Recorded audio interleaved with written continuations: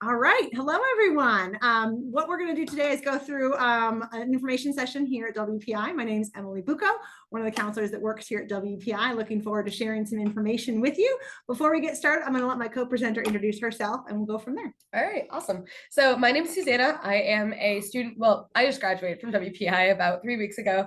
I studied biology, biotechnology while I was here, and I'm attending medical school in the fall, which is really exciting. On campus, I was involved in the women's varsity rowing team, our box musical theater program, and a bunch of other fun things I'll probably get into today. That's a little bit about me.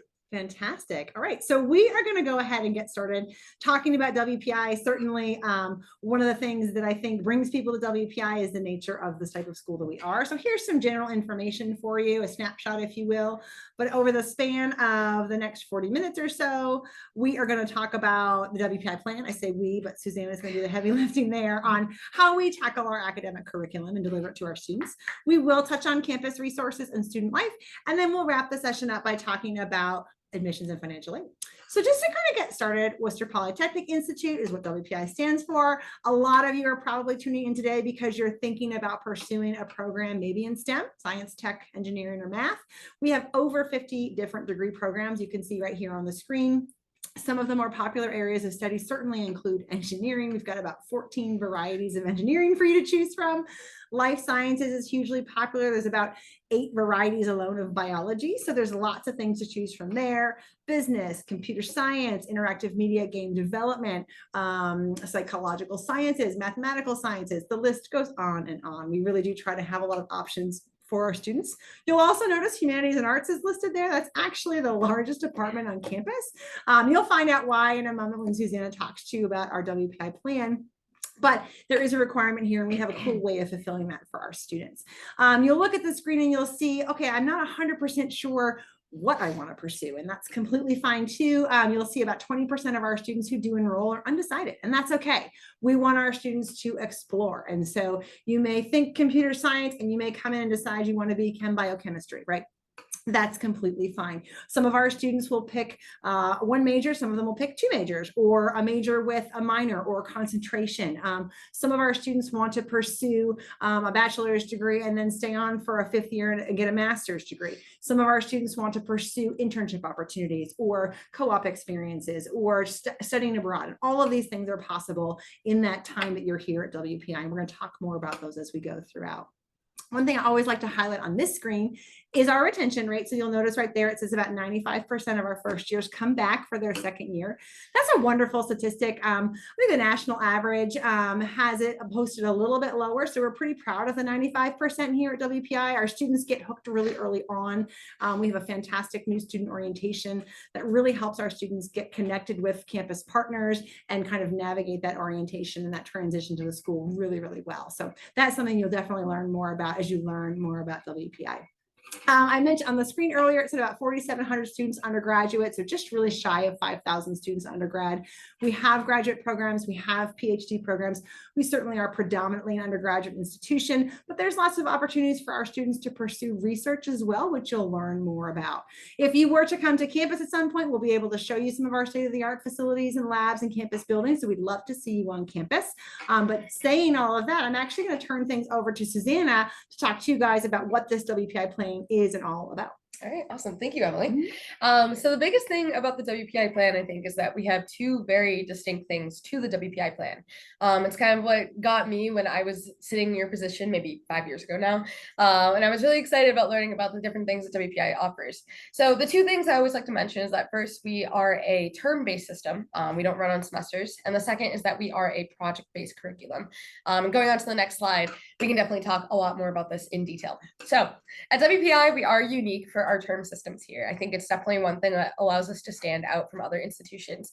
I would say completely honestly, I was pretty scared jumping into a term system immediately. I always like to compare it as to jumping into like an ice cold bath. You're not used to it at first. It's kind of like scary. You're like, wait, I want to get out of here. But then you're like, wait, I like this. This is kind of comfortable. And then you get used to it. And then you're here 4 years later graduating. And you're like, that was kind of like the best thing ever.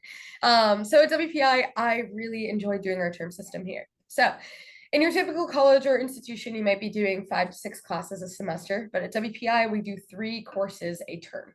So this rounds about to 6 a semester, which is kind of like on par with semester-based programs, but we like to split them up. I always like to say that if you really like a class, you get to learn everything about it in 7 weeks. And if you really dislike a class, you get to get it done in 7 weeks. So it kind of works, and it's the best of both worlds there. But we do kick it off with a term. It starts in late August. It goes to mid-October. You're taking 3 classes. These can be 3 STEM-based classes. They can be 2 STEM-based and a humanities class. They could be 2 humanities and 1 STEM-based class. It's kind of what you want to make of it.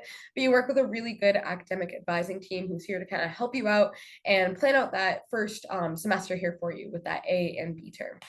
They're there to kind of really guide you and show you what courses you need to take. And I'll talk a little more about it later, but we do have a really flexible curriculum for that where you can figure it out as you go.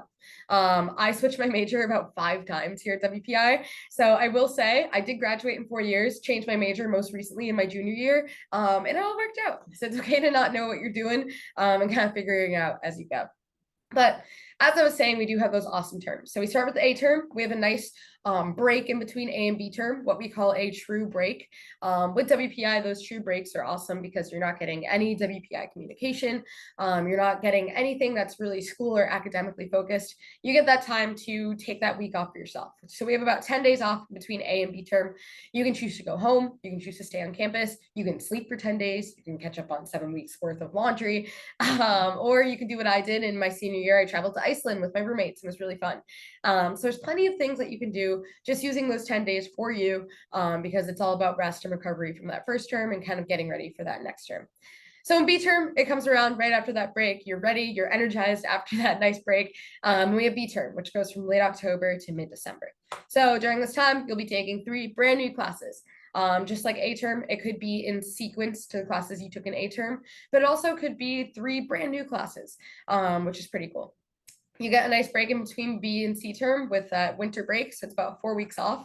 And you come back in C term, mid-January to early March, you get 3 new classes again. You get a nice 10-day break in between C and D term, what we call is spring break. And then you kind of get the point where we have 3 new classes in D term.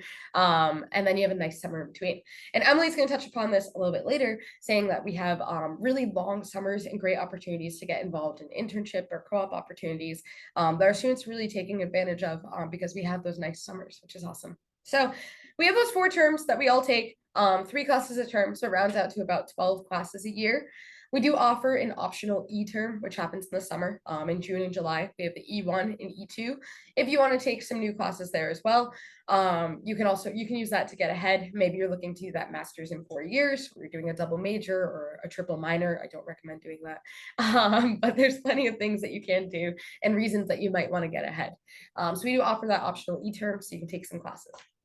The next really cool thing about our program, and you can see them, they're the 2 things in red on the screen, I think they're really unique to our academic program, is that we have first a very flexible curriculum. So as I mentioned earlier, you can take any classes that you want.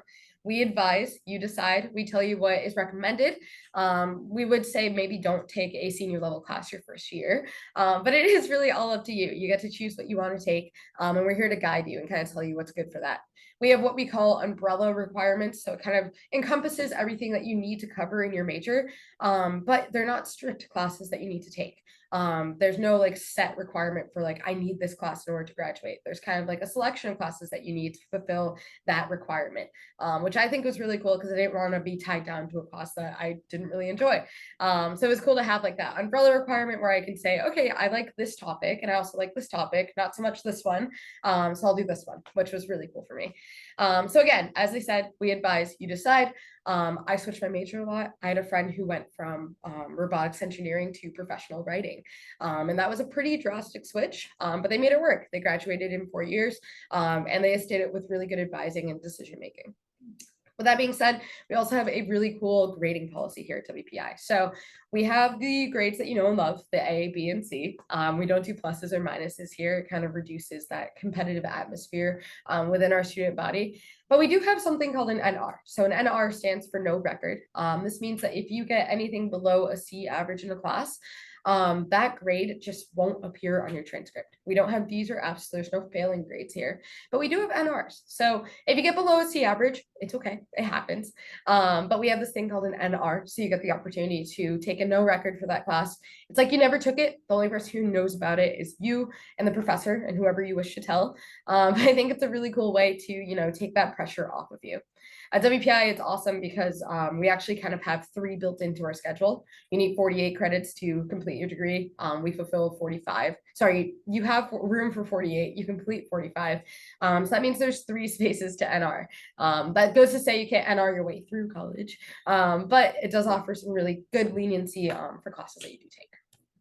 But that being said, the next awesome thing about our WPI plan is that we are a project-based curriculum. And I think this is kind of what sold me when I was looking at colleges and kind of understanding what I wanted to see in a college. When I saw WPI had a project-based curriculum, I was like, oh, that's really cool. So I decided to go for it.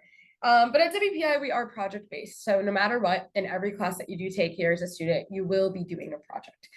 These projects can be pretty minor, anywhere from a chemistry lab partner to maybe a calculus homework partner that you're doing homework with together. But you're always going to be working in teams and in groups.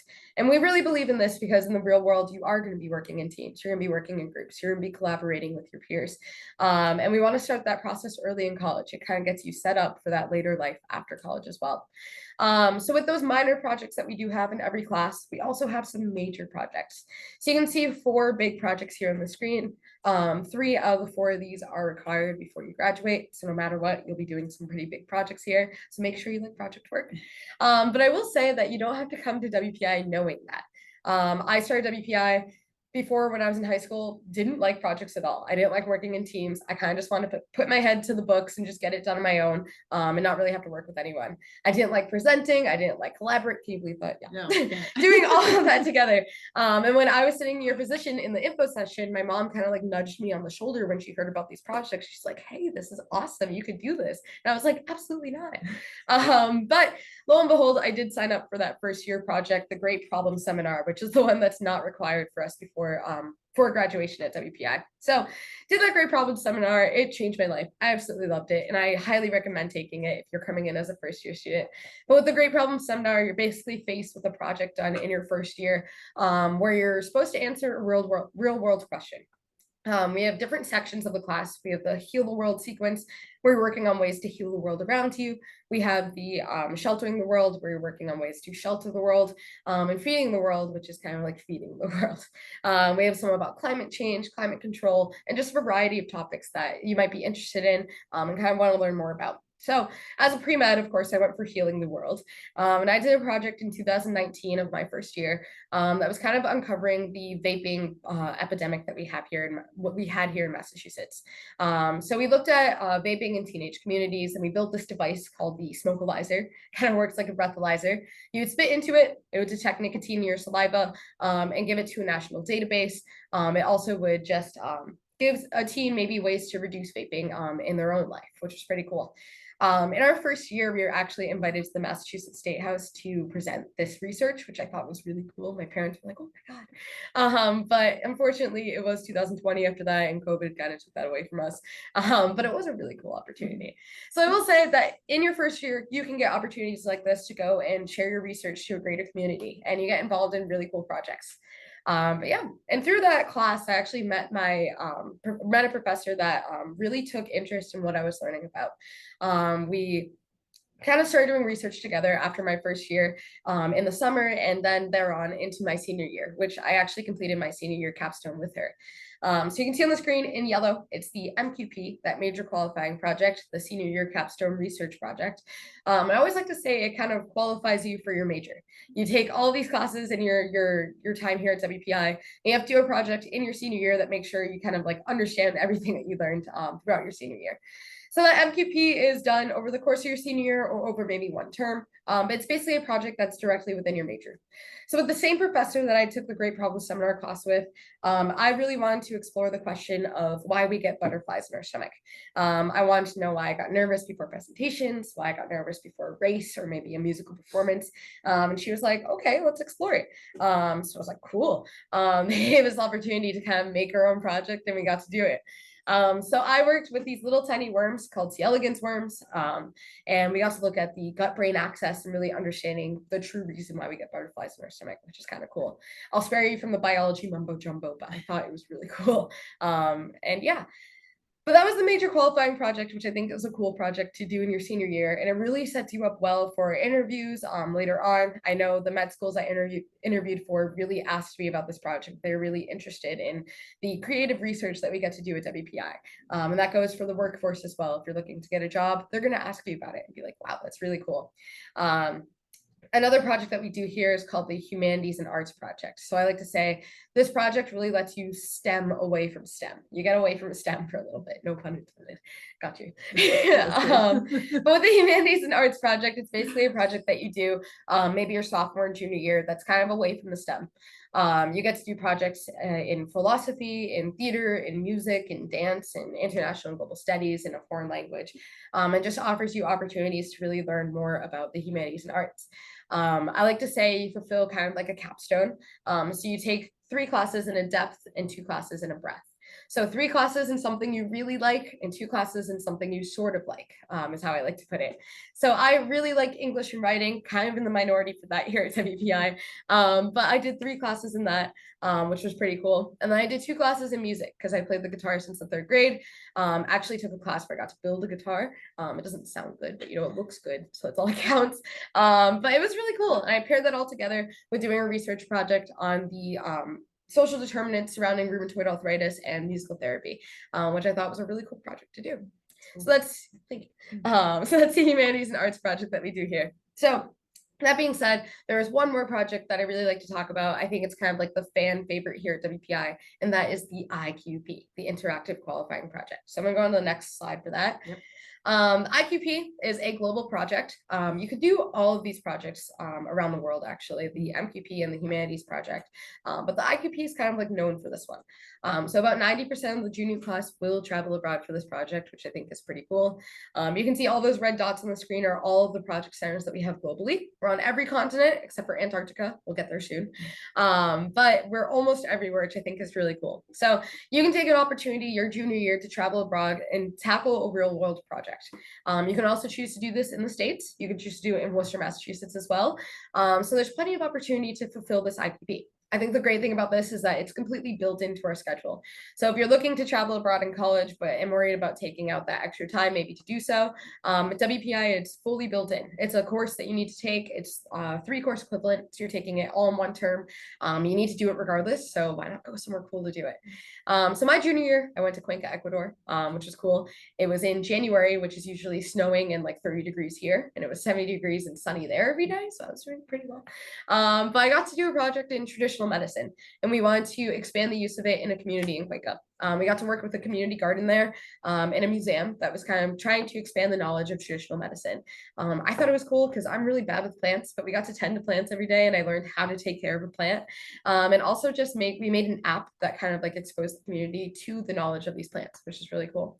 So I thought it was really great because we got to get fully immersed in the community and learn about a lot of the reasons why they use traditional medicine and how we can kind of expand it throughout, which was awesome. Another great thing about this project is that we get a global scholarship to do so. So WPI will cover up to $5,000 of the cost to travel for this project, which is awesome. It gives every student an opportunity to really travel abroad and do one of these projects. So I thought that was really cool. WPI has a really great program here. I think the WPI plan is what sells a lot of us on coming here because the one thing it does is it really sets you up for that real world the real world applications of things that we learn. We're not just sitting and learning from books, but we're actually applying our knowledge out in the real world and out in projects that are really cool. It sets us up well for the next steps, which Emily is going to talk about on the next slide. Absolutely. Thank you so much. So as you can see, there's a lot of skills our students are learning through these projects. And so what does it all mean? So our Career Development Center, we call them the CDC for short, they put together some fantastic information, and some of the statistics you can see are really fun here on the screen. One of the things that they're most known for is twice a year, our students are exposed to what we call career fairs. And so over 400 different companies are coming to WPI every year to recruit our students, whether you're a first-year student or you're a senior. They're looking at everybody. And the biggest question I get from families is, okay, well, what's the major that students or that employers are coming here to look for? What are they recruiting for? And the answer actually isn't a specific program. It's actually the WPI plan that you just heard Susanna talking about. They understand the project system. They know that at any point they can stop a WPI student and say, hey, tell me about a time you were working in a group and your outcome changed. You had to pivot, you hit an obstacle. How did you overcome it? Even in that first year, our students are getting some of that exposure early on and have some anecdotes in their back pocket to talk about. We joke that you do so many projects, they're not all going to be successful, and that's okay. We're learning from them every step of the way. So that definitely is a big recruiting tool for our students, because employers understand, hey, I have a project that I need a solution on, and 6 or 7 weeks is all the time frame I've got. Well, ask a WPI student. They're already used to working in those time frames because of our term system. So I always like to say that I believe our WPI plan is kind of designed to help our students get ready for industry, which is a wonderful thing. There's some great information that the CDC does put together as well. Every year, 6 months post-graduation, we pull all of our graduates, undergrad, graduate, PhD students to say, hey, where are you? What are you doing? Where are you working? What schools are you attending? Higher degrees are you seeking? And they collaborate all this outcome data, right? And you can go online and you can actually find the career outcomes for obviously class 2022. We won't have class 2023 until next year, but this will at least give you a sense of the average starting salaries. You can break it up by major. Maybe you want to see specifically biotechnology. What are those students doing? It gives you lists of employers who've hired them or higher degrees, and institutions where they're seeking higher degrees, and it breaks it all down for you. So wonderful rabbit hole that I always like to recommend to families when they have those questions. The other thing I want to touch on, obviously, is just talking to you guys about campus life. Certainly, we hope you're able to come to campus at some point and take a campus tour. We're a residential campus in that we have a ton of different residence hall options for our students. We have a couple of different living community options for our students. Certainly a lot of dining facility options as well. As a first-year student, you are guaranteed housing. After your first year, while it's not guaranteed, we usually tell our students, if you're looking for something on campus, you're usually able to find it. And the reason is a percentage of our students do choose to move off campus, and that's fine. So there's usually a nice balance between those who select to move off campus versus those who want to stay, and we're able to accommodate those who would like to stay. No pressure either way, but just good to know that you're guaranteed housing at least for your first year. And then in terms of just getting involved, I'm actually going to let Susanna talk to us about this, because she is or was pretty involved. So there's so much to do here at WPI. You can see on the screen it says there's something for everyone, which is very true. We have over 235 plus clubs and organizations here, which is kind of awesome because there's always something that you can get involved in. But just to break it down, we have 20 Division III sports teams. So there is plenty of Division III sports team in the NCAA if you would like to get involved in. I did varsity rowing, as I was saying earlier. It was really fun. And there's opportunities for that. If you still want to do sports, but maybe not at the NCAA level, we do offer a club sport and intramural sports league. In the club sports league, you're usually facing against other colleges, but less competitively than the NCAA. You get to compete against other colleges, which I think is really cool, but not really have the practice schedule or the commitments of the NCAA league, which is awesome. So offers opportunity to do that. I know I have a couple of friends who did club basketball and really loved it. There's also club underwater hockey, which I think is a great sport to play, not a good spectator sport, because you only see them when they come up for air. But that's always a good sport to play. And we have the intramural league, which I think is really cool. It's WPI students versus WPI students, so we get very intense, but they're always very fun as well. We also have a bunch of other clubs and organizations. We have honor societies on campus. We have Greek life. We have cultural clubs and organizations. There's always events happening as well. I'm a foodie. I love eating. There's always good food on campus through clubs and opportunities. Cultural organizations will host events during specific times of years, which is really awesome. There's also going to be events like you can see on the screen. This was Zumba on the quad. Every Monday at 5, there's Zumba on the quad. I was always there, and you should definitely go because it's really fun. And it's also student-led, which I think is really cool. We have events like Relay for Life, which raises money for cancer awareness. We have the BSU Fashion Show, which is a fashion show run by our Black Student Union. We have a drag show, which is run by our Alliance, or LGBTQ organization, which I think is always really cool. And it offers great opportunities for our students to get involved and get in communities that they can really get engaged in. As I said again, there's something for everyone. We're always doing something here, and yeah. Yeah, and I'll just put in a teaser to get you to campus. We have a full-scale Lego model of campus in our lobby that was made by our Lego club. So there really is something for everyone. I always like to talk about Worcester because it's in our name. It's where we are. It's who we are. But this slide kind of just shows you where in Worcester we are. And so if you look in the center of the screen, you'll see all those brick buildings. That's our main campus. And you'll see Worcester's just blocks away in the background. Downtown is very close by. So what's nice about our location is we are on one of the many hills in the city of Worcester, but we do share the city, and we have this idea of you're in a more urban environment, but it's in a suburban setting. And so when you walk around our campus, you get the sense that there's a campus feel, and we kind of have the best of both worlds where the city's right there, but you have that campus environment to kind of relax in. And also you'll notice I was mentioning that some of our students do choose to move off campus. We are in kind of a residential section of Worcester, so that actually helps our students in terms of finding off-campus housing if that's an option that they want to pursue. So some cool things there. We do share the city of Worcester with a number of area colleges, which is a wonderful thing for, again, for students.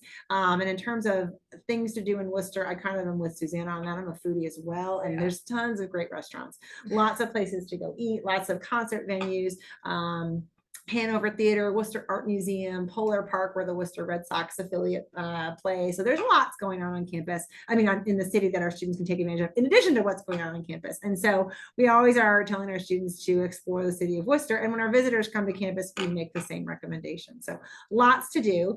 And with that, we'll just switch gears and talk to you guys a little bit about the application process. Please know all this information can be found on our website as well. So if you have any questions after you're finished with the session, that's a great resource. This slide just kind of breaks down our deadlines, and these get updated every year, but these are up to date.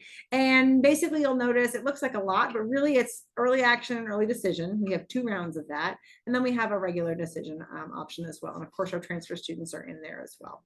The biggest difference between early decision and early action, just for you guys to be aware of, early decision is a binding agreement, whereas early action is non-binding. If you apply to WPI as an early decision student, that means you love academically all the things that WPI can offer. You think socially this is absolutely a place for you to go. Financially, you're loving that this is going to work for you no matter what. If you get admitted, you are coming to WPI. Early decision can be great because if you're admitted early decision, that means you are going to be coming to WPI. So it's wonderful. And if it checks all your boxes, then that's great. Early action, non-binding, is a great option for students who love WPI. Think academically, lots of fit here. Socially, definitely can see themselves here. Financially, maybe they want to shop around a little bit and just see what else is out there and see what other decisions they're able to get back. Early action allows you to do just that. You get a decision from us. Let's say you get admitted early action, you have until May 1 to let us know what you want to do. You're not bound to come to WPI. It gives you that time to shop around and see what information you can get back from other schools. And so between the two, I think early action tends to be more popular just because of the non-binding nature. Early action 1 is certainly round 1 with the November deadline tends to be the most popular deadline for our students. We receive over just shy of 12,000 applications just about every year. And we see most of them come in for early action round 1, which is November 1st. I think, again, this popular because it's non-binding. And it's popular because you know you're going to get that decision mid to late January, and you have all that time on the back end until May 1 to let us know what you want to do. But these deadlines live on our website. We have no preference. You pick the deadline that makes the most sense for you. I just always like to highlight that our applications that come in usually like early action round 1. That's the most popular for them. But we have lots of different options for students. Regular decision, also non-binding, just in case people weren't aware of that. And then transfer students have a very different timeline, and there's more specific information that we would recommend you check out if you are a transfer student and thinking about that. And I have the website listed right there. In terms of the application process, we are a Common App institution, so Common App goes live every year as of August 1st, and then you can access the new Common App for that year. In the application certainly is that personal college essay where we're going to learn a little bit more about your personality and really hear your voice in the application process. Have fun with those essays. We use them as a great tool to get to know a little bit more about you. There's also room in the Common App to talk to us about what you do outside of school. What are your involvements outside of school? Maybe you work 25 hours a week and you don't have time to get involved, or maybe you play sports, or you do theater, or you babysit, or you volunteer, or whatever the case may be. We want to hear about that because it helps us understand all the different things that you're balancing in your world. So definitely be thoughtful about the Common App. There's lots of places for you to include information about yourself, and we use that when we're reviewing the applications. The next thing we look at is certainly your high school transcript. So this is important, of course, so we can understand kind of where are you academically, and we look at you within the context of your high school. So Do you go to a public high school? Do you go to a private high school? Do you go to a voc tech? Are you homeschooled? Do you go to an international school? Are you in an international baccalaureate degree program? Are you in AP classes? Like, look at you within the context of your high school, because all those high schools are different, right? And so it's really important to understand, where are you in the context of your school? Do you go to a school that offers AP classes and you're able to take some? Maybe you go to a school that doesn't offer AP classes. We're not going to hold that against you. So the context of your high school is super important for us in reviewing and understanding where you're at in the high school. We want to see all of your classes, right? We're not just going to look at junior and senior year. We look at freshman year all the way on through, and we want to see, what types of classes are you taking? Where are you challenging yourself? What did you have access to take, right? Of course, and how are you performing in those classes? So that's really important for us to see. And then finally, we ask for letters of recommendation. We ask for 2 letters of recommendation, one preferably from your school counselor and one preferably from an academic teacher. You can pick who you would like that to be. These are helpful letters for us to kind of get a third-party perspective on you. Who are you as a member of your school and your school community? And these people are usually pretty good about providing some additional information about you to us. So those are really helpful for us. So that's where we spend all of our time with those first-year applicants. Transfer, like I said, if you are a transfer student, there's some specific information that's a little bit different. You can definitely find that on our website as well, and some great frequently asked questions for our transfer students too. It's good to note that WPI is a test blind institution, in case you weren't aware, which means we're not going to take SAT or ACT scores. Don't even submit them. We will never see them. So save your money. Test blind means they don't play a part in our evaluation at all. We never even see them. I don't even think you can submit them. And we don't have an application fee, because if you want to apply to WPI, we'd love to see your application, and we don't want the fee to be a reason why you don't submit an application. I like this slide because it kind of goes into a little bit more about what we're looking for. So I just talked to you about the 3 pieces that we spend our time looking at: the application, the transcript, those letters of recommendation. Obviously, we're going to be looking at your coursework. Math and science are important. You know, you're coming to a STEM institution, but we look at all of your courses, I promise. We do want to make one note about math.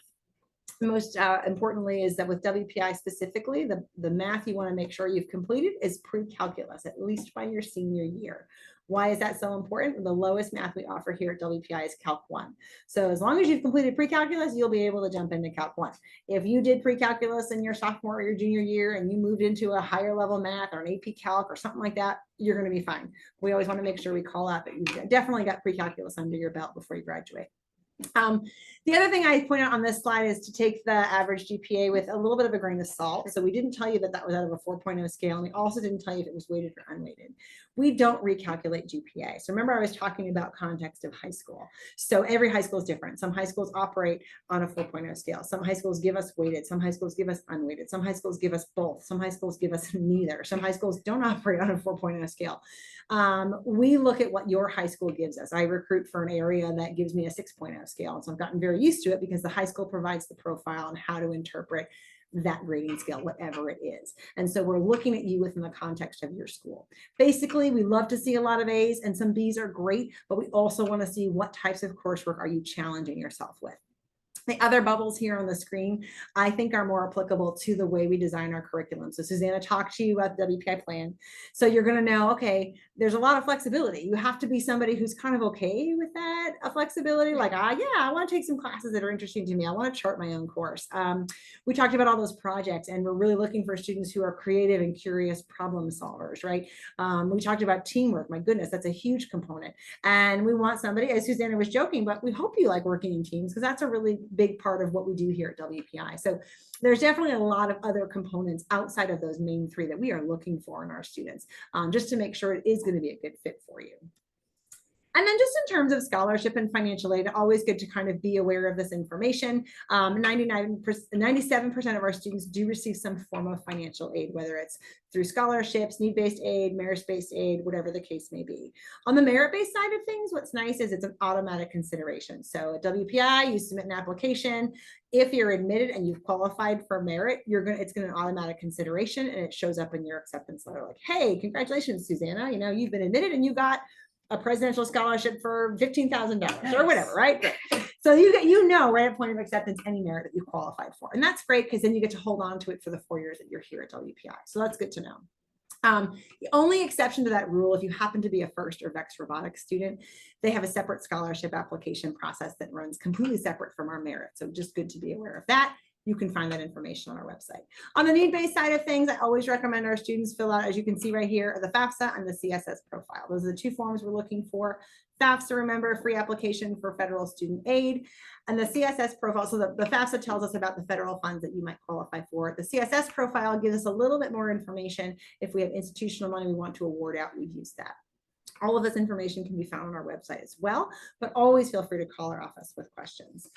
This is just a plug for summer programs. WPI certainly has summer programs. I will tell you, a lot of colleges have summer programs. If you are a student interested in learning more about STEM and you're looking for an experience, explore summer programs, either here at WPI or whatever institution is closest to you. It's a great way to fuel the fire of your interest in some of those STEM areas, and we definitely recommend them. We always plug ours, but of course, find one near you that works and have a great experience. That said, Susanna and I are just about done with all the information we wanted to share with you today. I will say, if you have questions, please call the admissions office, email the admissions office, visit us online. We are happy to answer any questions that you have, and we thank you for taking time out of your day to learn more about WPI. Thanks, everyone. Thanks, guys. Bye.